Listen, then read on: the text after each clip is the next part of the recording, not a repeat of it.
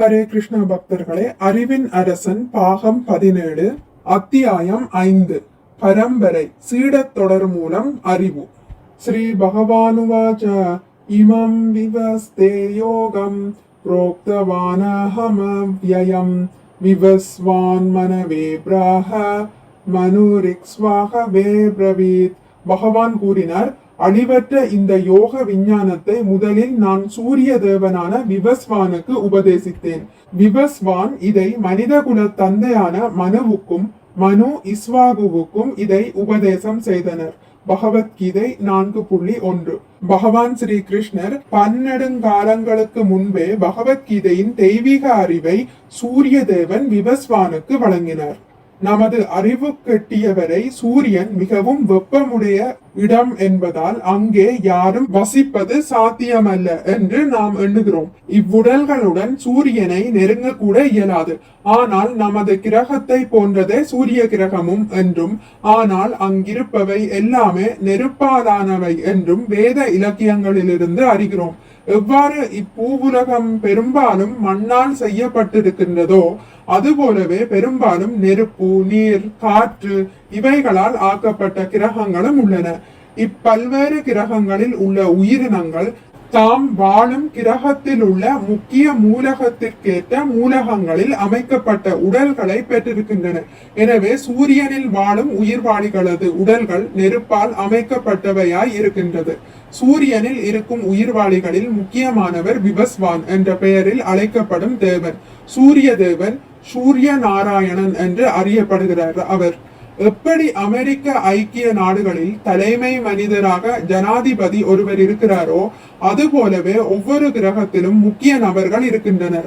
மகாபாரதம் எனும் சரித்திர புத்தகத்திலிருந்து முற்காலத்தில் இக்கிரகத்தில் பரதர் என்று பெயர் கொண்ட ஒரே ஒரு மன்னரே இருந்ததாக அறிகிறோம்.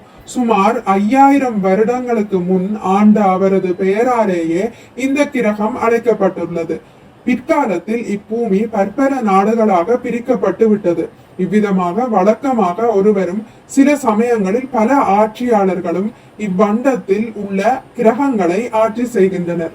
4ஆம் அத்தியாயத்தின் முதலாவதான இந்த பதத்தினின்றும் பல கோடி வருடங்களுக்கு முன் கர்மயோகத்தின் ஞானத்தை சூரிய தேவனான விவஸ்வானுக்கு ஸ்ரீ கிருஷ்ணர் வழங்கியதை நாம் அறிகிறோம்.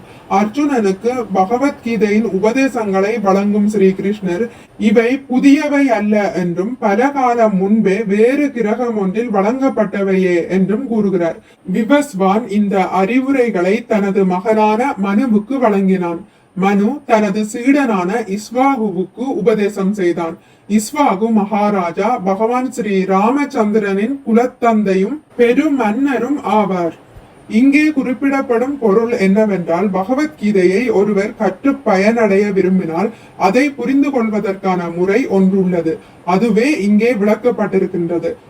முதலாக அர்ஜுனனுக்குத்தான் கிருஷ்ணர் கீதை சொன்னார் என்பதில்லை.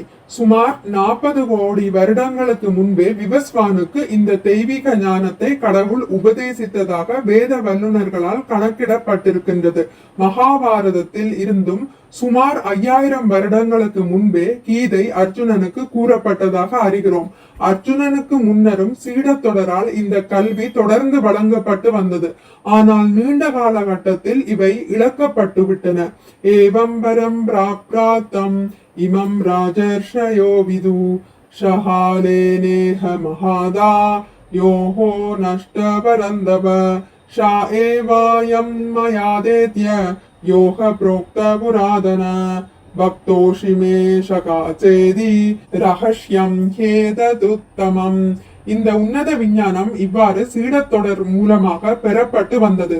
புனிதரான மன்னர்கள் இவ்விதமாக இதை உணர்ந்து கொண்டனர். ஆனால் காலப்போக்கில் இத்தொடர் விட்டு போனதால் இவ்விஞ்ஞானம் இழக்கப்பட்டது போல் இப்போது தோன்றுகிறது.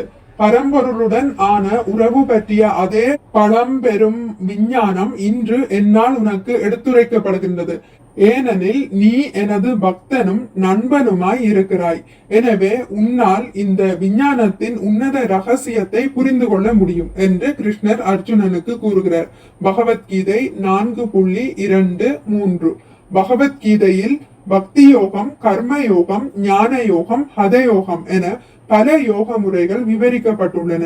எனவேதான் கீதை இங்கு யோகம் என்று அழைக்கப்படுகிறது. ஹரே கிருஷ்ணா. இத்துடன் முடித்துக் கொள்கிறேன். இனி அடுத்த பதிவில் இதன் தொடர்ச்சி தொடரும். மிக்க நன்றி. ஹரே கிருஷ்ணா.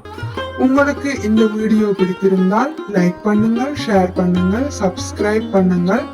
நோட்டிபிகேஷன் பெல்லை அழுத்துவதன் மூலம் அடுத்த பதிவுகள் உங்களை வந்தடையும்.